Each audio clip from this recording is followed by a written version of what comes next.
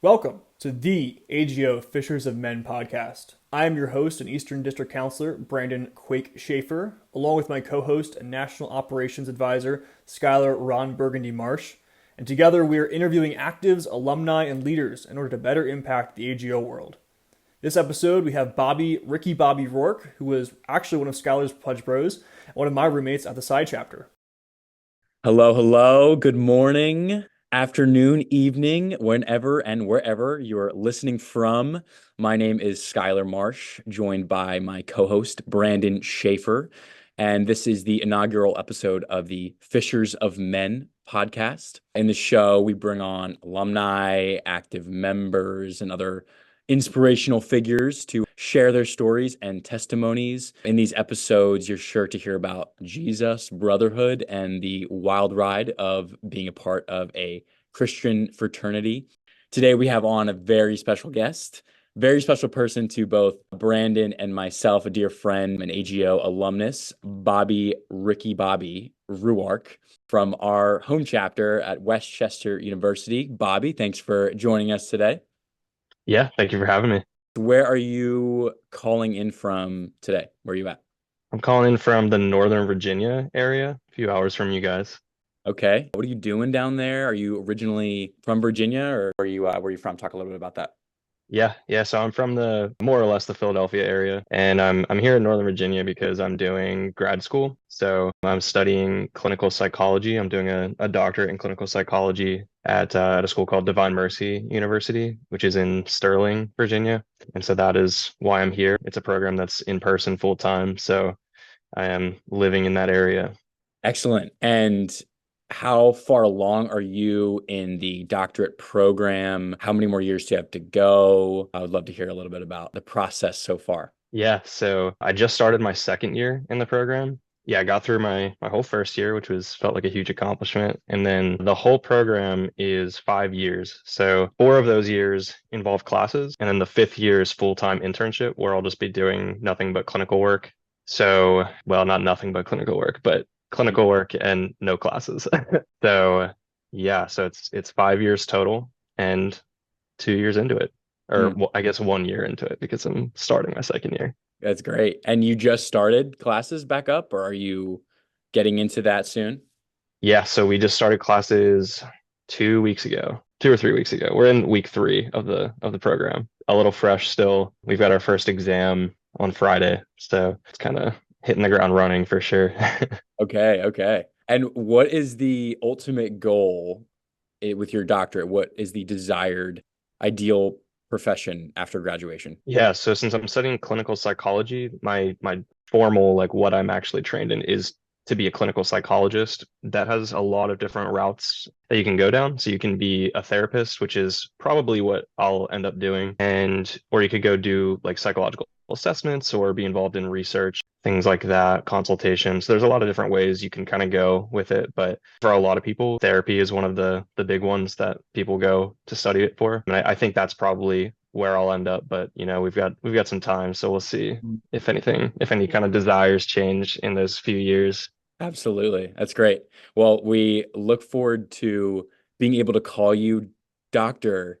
Bobby Ruark in the next couple of years. Yes. Um, But we'd love, so this is great. Thanks for sharing a little bit about where you're at in life now. I know there is a lot that kind of goes into that decision to be where you're Mhm, at now, a big part of your mhm. story that ultimately caused you to go into this field. So we'd love to kind of backtrack and hear a little bit about your upbringing, your time in AGO, your testimony.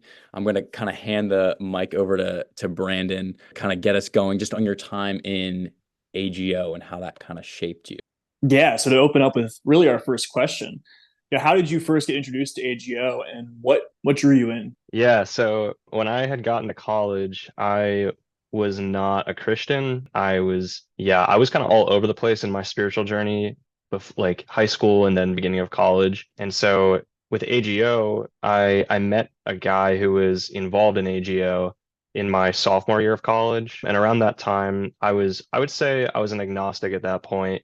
But I was very much seeking after God and trying to understand who God was and if he was there at all. And I found this deep like attraction to Christianity and this desire to understand what Christianity was all about, because it was something that really just blew my mind, that it had just basically just taken over the world for the past 2000 years. And so I was very fascinated by it. And so I met this guy who was a Christian and was in AGO and involved in crew as well. And so he kind of just befriended me, and we, after about a year or so of like kind of intentionally seeking Christianity, I came to a place of becoming a Christian myself, of, I guess, rediscovering the Christian faith that I had more or less been brought up in.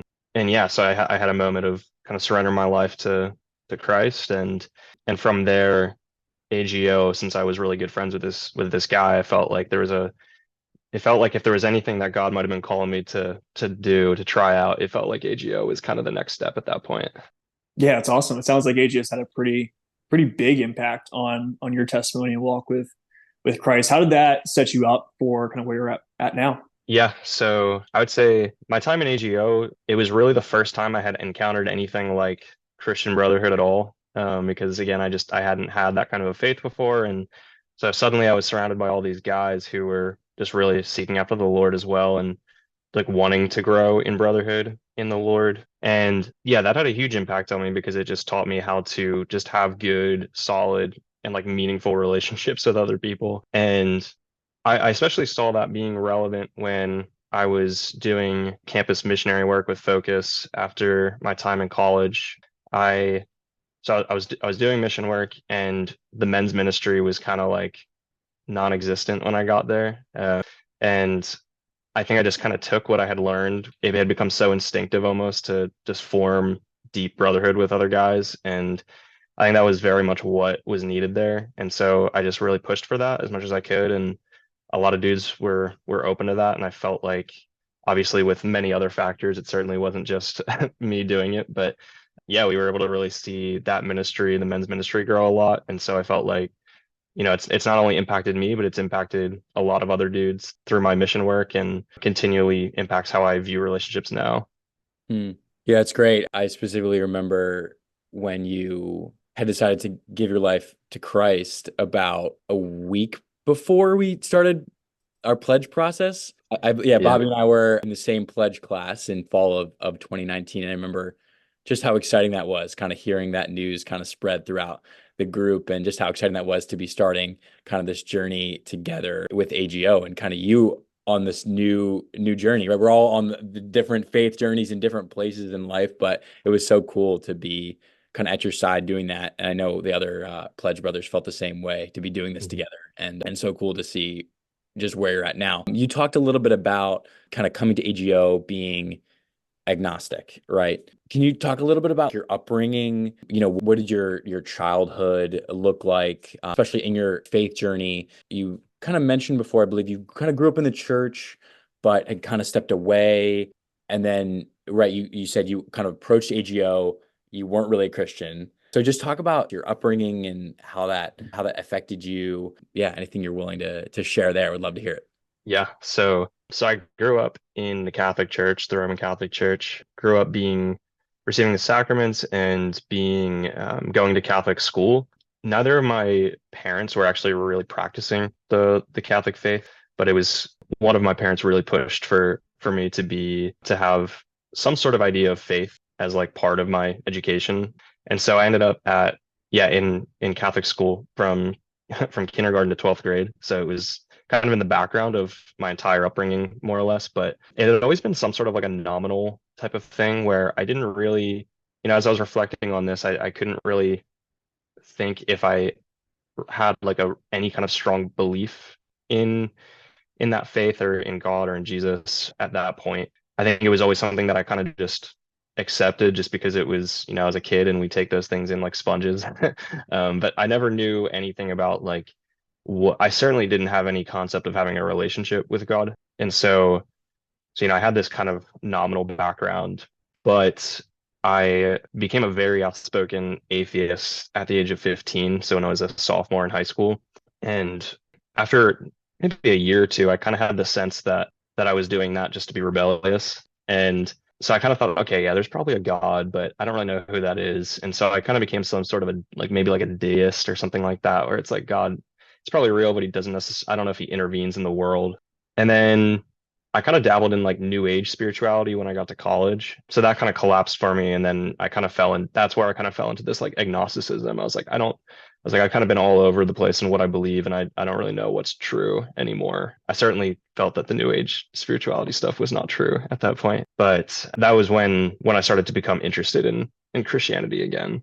Yeah. And then was there a kind of a particular moment that you kind of were like, all right, this is the real deal? Do you recall that specifically? It's funny. I've actually reflected on that a lot lately. And so I had a moment of like surrendering my life to Christ. And as I've looked back on that, I was like, when it happened, I really had no idea what was happening when I was doing it. I kind of was like, it was kind of like a desperate cry for God at that point. And I was like, I want God to be there, but I was still quite uncertain if he really was when I had that moment. But I kind of had a prayer where I was like, all right, God, this seems like it might be the truth, and I want to follow this. So can you help me out and like start to reveal yourself to me? So it was some time around there. I'd been struggling a lot with some mental health stuff, and that kind of colored how I saw the goodness of the world, that God really could be good and loving. And so after a couple months of that, I think it started to settle in that, okay, no, God is real. And Jesus is, who he says he was. And so it wasn't like one specific moment, but it kind of gradually unfolded over time. Yeah, I know. Isn't that how it normally is, right?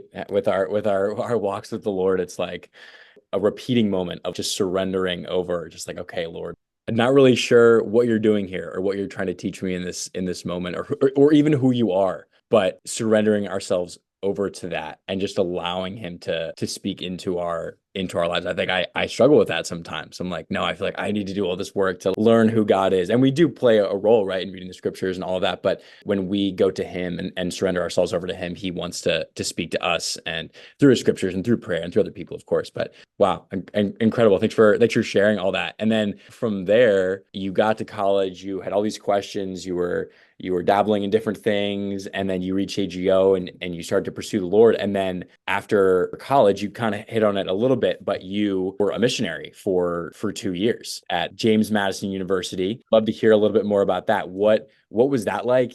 Sort of that calling into that ministry, and we talked a little bit about the men's ministry as well, and just serving there for a number of years. Would love to hear a little bit more about that and kind of how you kind of heard that calling and then eventually went off to Virginia. Yeah. So it was actually very kind of a last minute thing that I decided to join the organization that I ended up doing mission for. I went to a recruitment weekend for their organization in March of, I guess I was 21, so it was like my senior year of college. And like up to that point, my plan had been to be pretty much taking a year off after college.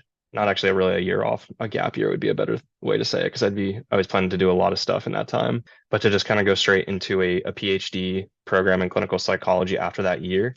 So I kind of had a year gap already built into what my plan was after college. And when I went to this recruitment weekend, because I was really close with this missionary who was part of this organization, and he invited me out to a recruitment weekend, and they gave some really, I'll never forget, they gave this one talk about when you're following God, that ultimately every decision that you should make, especially the big ones, should be made with the context of your end goal being heaven and your end goal being spending eternity with God. And that really shifted the way I thought about things, because like I had started to come to see that, but it was like, I felt some sort of a desire to maybe be a missionary, but I thought, well, but I feel like I'm supposed to do, like I've got all these plans and I'm supposed to do all this. And when I heard that talk, it was like, okay, God, what would form me in my walk with you the most? Something like that, to spend eternity with you and to help others on that journey as well. And I felt very strongly that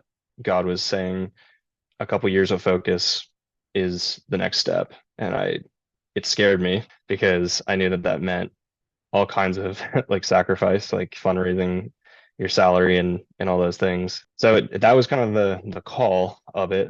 And I'd say when I got there, it was, I guess, something I learned about about walking with the Lord is just how messy it can be sometimes. But I think some of the most beautiful things that came from it was my opportunity to walk with guys in that men's ministry. So the ministry was really low, mainly because COVID had really just run rampant, and so there wasn't a lot of people that were super involved at this point. And after talking with the other male missionary on my team, we kind of came to the conclusion that we kind of needed to do some sort of work at the ground up, like really walking with some freshman guys so that as they continue to grow, that they would have multiple years of being at this campus to continue growing and pouring into others.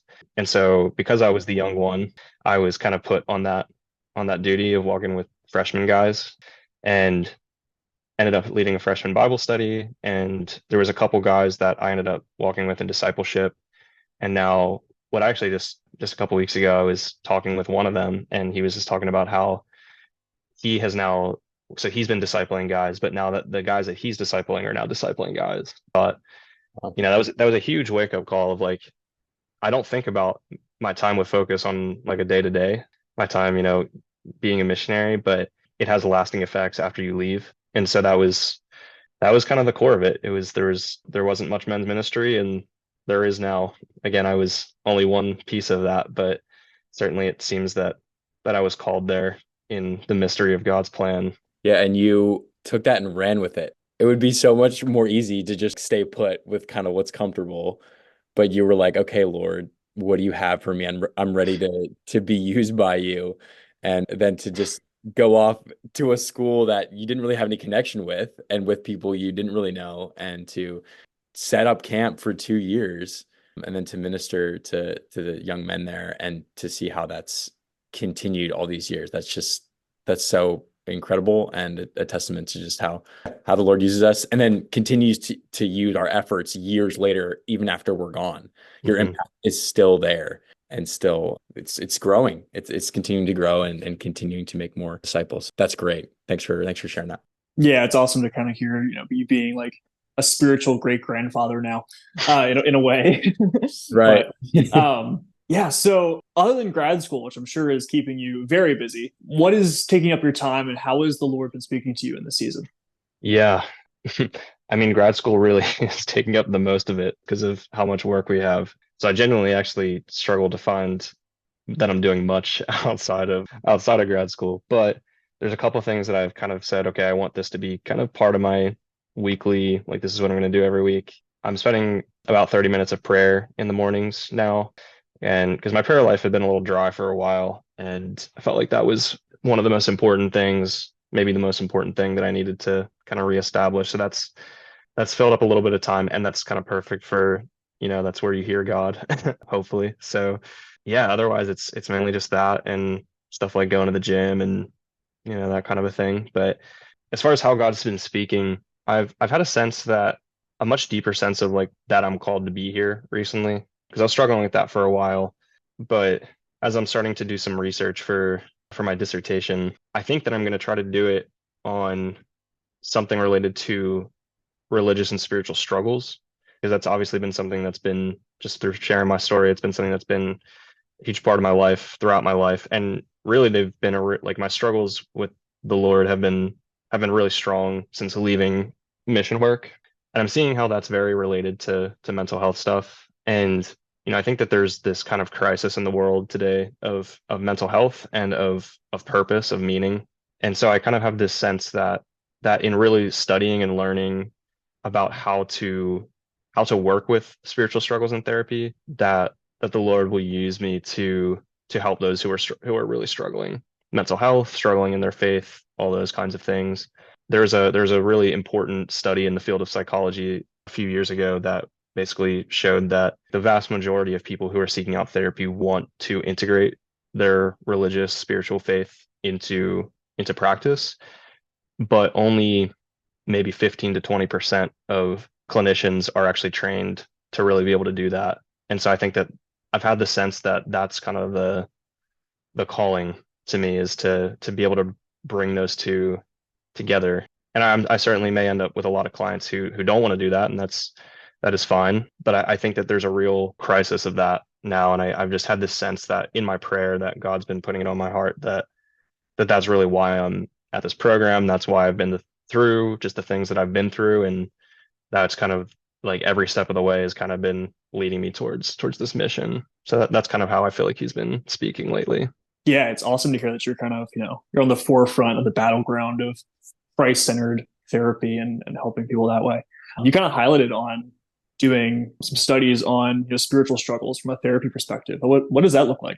Yeah, so it kind of there's so much to it. In the literature on this, what I've learned is that religious and spiritual struggles are very much associated with poor mental health outcomes, and that it looks like there's kind of depending on the population, there's some mixed evidence of this, but it looks like the causal relationship of that is actually bidirectional, so that the two actually cause each other, so that religious and spiritual struggles cause poor mental health, and poor mental health also causes like religious and spiritual struggles. So all that's to say is that it's being found to be a very relevant clinical variable, which I think to us seems to make sense because it's like, well, we know that we're spiritual creatures and that we are made for a relationship with God. And so it seems to make sense. But I think the field of psychology is maybe catching up on that a little bit. And I think a lot of it right now is at least just bringing awareness of it to clinicians, to the field of psychology, so that more clinicians will actually try to seek out resources on how to address these things. The biggest spiritual struggle that I think seemingly the most relevant one, I won't get into all the details of this, but religious and spiritual struggles have been categorized across 6 categories. And the one that seems to be the most prevalent is issues of ultimate meaning. It seems to be that we're in this crisis of meaning in the world. And so I think therapy that addresses people's concerns with the ultimate meaning of their lives is crucial for a lot of mental health outcomes. How do you actually do that? Well, I guess that's what I'm being trained in, so I don't have all the details of that, but I know that that's kind of where I'm supposed to be looking. Yeah, that's awesome. I know my church has kind of started to shift focus on a parachurch ministry on a similar kind of focus of Christ-centered therapy. So I find this stuff like super interesting. So Mm-hmm. I could pick your brain about it all day, but Oh yeah. we'll leave it at a leave it at a 30,000-foot view here. Yeah, So sure. Yeah. And maybe this calls for a follow-up episode a couple years down the road where this is developed even more. But wow, just really, really so encouraged hearing about, this process for you, Bobby, and look forward to, like I said, continuing to hear how it develops and how God uses your experience to then tie that into your work to help other people who have experienced various trauma through their lives. So thanks for sharing all that. Transitioning towards wrapping up here, since we know you have a test to study for on Friday. We want to honor your time. Would love to wrap up with any favorite moments in AGO, any specific memories or experiences you can recall that come to mind. Yeah, I think 2 come to mind. One of them is and did service work with Good Works, might have been the organization. I love that. It's like I had really not done a whole lot of service at that point, and it's when you read the Gospels, it's alarming how much Jesus commands us to be serving others. And then when you compare that to how much maybe you actually do sometimes. So that was just a really cool thing. It's like, okay, we're just building like a ramp, like a handicap ramp for somebody. And so it was like, okay, we're doing that. And at the same time, just kind of like having a great time with each other and kind of goofing around a lot. So I just loved that. It was, okay, I've got this sense of friendship, of brotherhood with these guys, and we're doing something really, really good. The other one was when we all drove down to Virginia for initiation for a few guys. I just love that. Skylar and I were driving the car together, and we because I had a RAV4, so we just threw everybody's stuff in the back of my car. And I think that was one of my favorites because it was such a beautiful place that we went, and I felt God's presence probably more palpably then than I had in a very long time. That was right around the time that I was discerning doing mission work too. And so it was like I had all this fun with the guys and got to just have this great weekend and just got to really experience God's presence and have a sense of where he was calling me to next. So that'll always forever be something that is kind of imprinted in my memory. Yeah, I remember that car ride being like, we went from like 0 to 100 at any given moment. We could be having a goofy conversation or blasting some early 2000s song, and then we could be talking about really deep theological questions and Yep. our deep struggles and all of that. So that was a very memorable experience as well. I remember driving by someone who I think from our chapter at one point, legs were like hanging out the window. I don't really know. I just remember the chaotic moment It going. was. Of course, we were going the speed limit. Of course. Of course. But so As many. we do. That was I think that was our final initiation before graduation, probably. Yep. It was. Great It was a memes. great time. Love hearing about it. Those are the ones Yeah, I'm allowed to say. yeah. About to say we lived together. We were in a fraternity for 3 years together. We have countless memories. We probably Oh should. yeah. We probably shouldn't. Yeah. But That's for sure. but yeah, just to wrap it up here, Bobby, it has been absolutely great to hear from you and hear a little bit more about your story. And we can't wait to get more updates on where God is taking you soon. So Yeah, Bob, thanks for joining us. Hopefully people are encouraged by your story. I know I always am. I don't care how many times I've heard it. I'm encouraged again and again. I just pulled this up from the Gospel Coalition about testimonies, since you obviously shared that with us. And it just says, your testimony is significant because it's the personal miracle of how God transformed your heart of stone into a heart of flesh, and only you can uniquely bear witness to that miracle. He has been behind every detail of your life, even using the ugly and terrible things to form and shape you with the utmost care and attention. He is still working on you right now. And just he's still at work in all of our lives. It is a process of a transformation, and there's always aspects that we're kind of adding to our testimony of, okay, yeah, God was teaching me through this season of life, and you were sharing all about that. And so encouraged by that. I was also just going to mention one more thing. I was talking to a friend recently about day where you shared your testimony at Crew, and she didn't go to Crew that often. She came on a handful of occasions, and we were recalling one of the times that she came, you were sharing your testimony. And she was just so encouraged by that. So just another example. This all these years later, she still recalls that and was so encouraged by your boldness to share. And so that's just sort of in line with what you were sharing about your guys at Focus, who are continuing to plant those seeds down, and it's continuing to encourage people. And so just want to say thank you, brother, for sharing today and for what you're doing in your doctorate degree, and how you want to help people and bless people. And so we just so appreciate you, love you, and maybe there'll be an episode 2 coming down the road. But Maybe. we Stay tuned. stay tuned. That's right. But yeah, just want to say blessings to you, brother, and look forward to hearing from you soon. Yeah, thank you for having me on. This is great. Yes, sir. All right. Peace.